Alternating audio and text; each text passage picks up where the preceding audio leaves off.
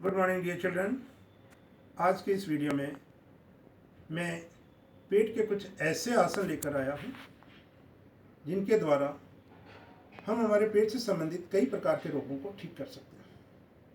Children, हमें इन रोगों के बारे में थोड़ी जानकारी रखना बहुत ही ज़रूरी है। ये रोग कौन कौन से हैं और कैसे होते हैं। बच्चों, पेट के रोग जनरली गलत खान पान से होते हैं। हम कुछ भी खा लेते हैं और कभी भी खा लेते हैं। तो जब हम हेल्दी वे ऑफ लाइफ को फॉलो नहीं करेंगे तो सबसे पहले हमारे पेट की बीमारी होगी। इन बीमारियों में कौन कौन सी बीमारियां हैं जो हमारे पेट में और पेट से संबंधित हैं, तो इनके बारे में जानिए। सबसे पहले एसिडिटी की प्रॉब्लम, उसके बाद गैस की प्रॉब्लम, और जब एसिडिटी और गैस की प्रॉब्लम हो जाती है तो पेट दर्द, इंडाइजेशन, लूज मोशन, कॉन्स्टिपेशन इत्यादि बहुत सारी बीमारियां हो जाती हैं। और इनमें से कॉन्स्टिपेशन और एसिडिटी तो आगे चलकर बहुत ही खतरनाक बीमारियां पैदा कर देती हैं। अगर किसी की कॉन्स्टिपेशन यानी कब्ज लंबे समय तक रहता है तो आगे चलकर इससे पाइल्स की बीमारी हो जाती है। और इसी प्रकार अगर किसी के एसिडिटी की प्रॉब्लम लंबे समय तक रहती है तो आगे चलकर स्टमक का अल्सर हो जाता है। तो बच्चों, इन सभी बीमारियों को हम इन आसनों के द्वारा ठीक कर सकते हैं और एक हेल्दी लाइफ जी सकते हैं। चिल्ड्रन, आज के आसन शुरू करें उससे पहले मैं आपको आगे आने वाले वीडियोस के बारे में कुछ बताना चाहूँगा। उन वीडियोस में मैं कुछ ऐसे आसन लेकर आ रहा हूँ जो आपके लिए बहुत ही उपयोगी है, जैसे हाइट बढ़ाने के, ओबेसिटी के यानी मोटापा कम करने के, डायबिटीज़ के, फुल बॉडी फिटनेस के एंड इम्यूनिटी बढ़ाने के आसन। लेकिन ये आसन थोड़े कठिन हैं, इसलिए इन कठिन आसनों को करने के लिए हमारी बॉडी फ्लेक्सिबल होना बहुत ही ज़रूरी है। और इसलिए मैंने आपको एक सूर्य नमस्कार का वीडियो भेजा था जिससे आप अपनी फ्लेक्सिबिलिटी बढ़ा सकें। चिल्ड्रन, सूर्य नमस्कार की काउंटिंग में एक स्लाइट मिस्टेक थी। 9 काउंटिंग के बाद 10 काउंटिंग मिसिंग है, तो आप उसको करेक्ट करके करें। तो चलिए बच्चों, अब हम आज के आसन शुरू करते हैं। इससे पहले आप जान लें आज के कौन से आसन हैं, उनके नाम क्या हैं। नंबर 1 उत्तान पादासन, नंबर 2 नौकासन, नंबर 3 धनुरासन, नंबर 4 कंद्रासन एंड लास्ट आसन बालासन। फर्स्ट 4 आसन ये पेट के आसन है एंड लास्ट का आसन बालासन व विश्राम का आसन है। तो सबसे पहले मैं आपको उत्तान पादासन करके दिखाऊंगा। उत्तान पादासन कैसे किया जाता है। उत्तान पादासन करने के लिए पीठ के बल जमीन पे लेटना होता है। दोनों हाथों की हथेलियों को साइड में ऐसे रखें। उसके बाद श्वास लेते हुए दोनों पैरों को जमीन से 1 से 1.5 फीट की ऊंचाई तक ले जाएं और रोक के रखें कम से कम 15 से 20 सेकंड। उसके बाद धीरे धीरे नीचे ले आए। इस प्रकार आप कम से कम 5 या 6 बार करें। और जब आपका अभ्यास अच्छी तरह हो जाए तो टाइम बढ़ा सकते हैं। तो जब आप टाइम बढ़ाकर आसन को करेंगे तो नेचुरल ब्रीदिंग के साथ करना। किसी भी आसन में आपको श्वास को रोकना नहीं है। तो चलिए, यह था उत्तान पादासन। इससे हमें कौन कौन से लाभ मिलते हैं। उत्तान पादासन से हमें बहुत तरह के लाभ प्राप्त होते हैं। इससे हमारी दोनों intestines, small and large intestine, strong and healthy बनती है। और इस आसन से no constipation, no gastric problem and no obesity यानी मोटापा नहीं आएगा।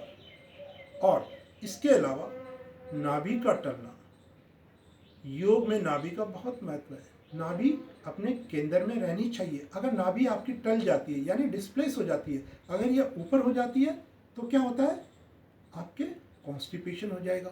अगर ये साइड में अगर डिस्प्लेस हो जाती है तो पेट दर्द हो जाता है। अगर ये नाभि थोड़ा नीचे चली जाती है तो लूज मोशन हो जाता है। तो इस प्रकार नाभि को यह आसन अपने केंद्र में रखता है। इसके अलावा इससे हमें हार्ट प्रॉब्लम, हार्ट के लिए ये बहुत ही अच्छा आसन माना जाता है। हार्ट ब्लड की पंपिंग करता है, अच्छी पंपिंग करता है, हार्ट को सबल बनाता है, लंग्स को हेल्दी रखता है और इसके साथ ही साथ आपका पेट दर्द बिल्कुल गायब कर देता है। तो चलिए अब नेक्स्ट आसन नौकासन। नौकासन करने के लिए पीठ के बल जमीन के ऊपर लेटना पड़ता है। दोनों हाथों को साइड में रखें। पहले सिर और कंधों को उठाएंगे, उसके बाद पैरों को उठाएंगे धीरे धीरे और दोनों हाथों को ऐसे घुटनों के ऊपर ऐसे रखें, ऐसे रोकें। उसके बाद धीरे धीरे नीचे आ जाए। ये था नौकासन। नौकासन से हमें कौन कौन से लाभ मिलते हैं? जो लाभ उत्तान पादासन से मिलते हैं वे तो सभी लाभ इस आसन से मिलते ही हैं। इनके अलावा लीवर, पेनक्रियाज, इन दोनों को यह आसन हेल्दी रखता है। चलिए अब नेक्स्ट आसन करने के लिए हमें पेट के बल लेटना पड़ता है। धनुरासन। धनुरासन करने के लिए पेट के बल लेट जाएं, पैरों को फोल्ड करें, दोनों हाथों से टखने को पकड़ लें और उसके बाद आगे से पीछे से शरीर को उठाना है और नाभि के ऊपर टिकाना है, ऐसे।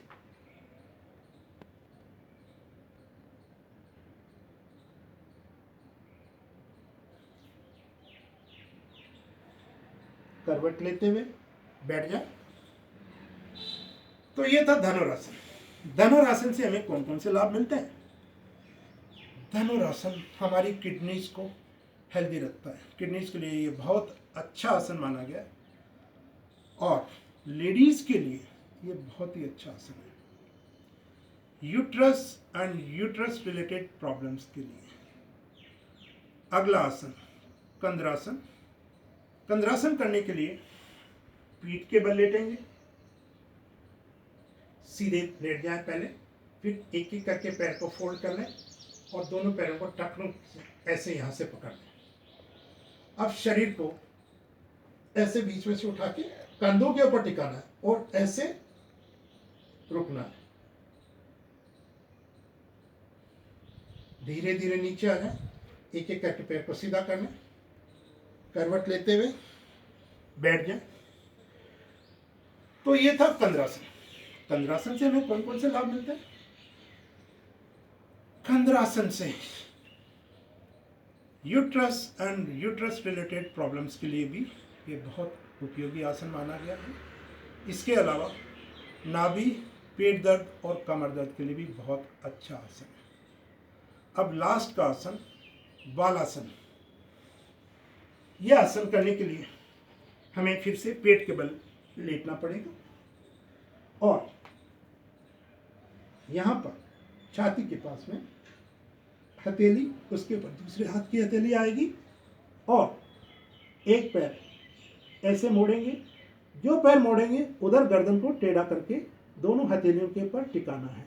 आंखें बंद रखेंगे। एक तरफ से करने के बाद में फिर दूसरे साइड से करेंगे इस आसन को।